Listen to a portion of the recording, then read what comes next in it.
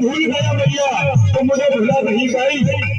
और सही बता रहा हूँ, आजकल लोगों ने माँ बाप को पहले मार दिया है, कहते हैं मॉम और डैड। पैदा होने से पहले माँ बाप को चल रहे हो खत्म। पहले बड़े बड़े बूढ़े बोलते थे मैया बेहतरी के बाद क्या शब्द था, तेरा नाम मेहतानी, तेरा नाम मेहतानी,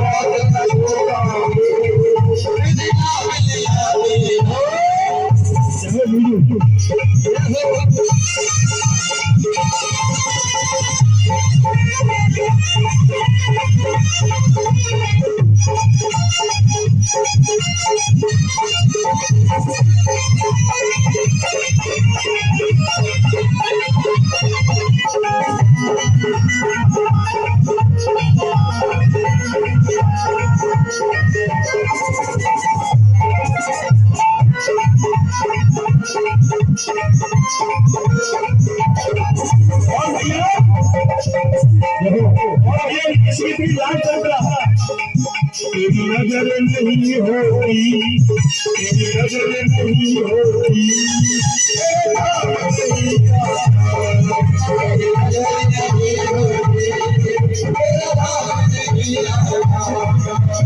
मौसम से मिली, मौसम से मिली,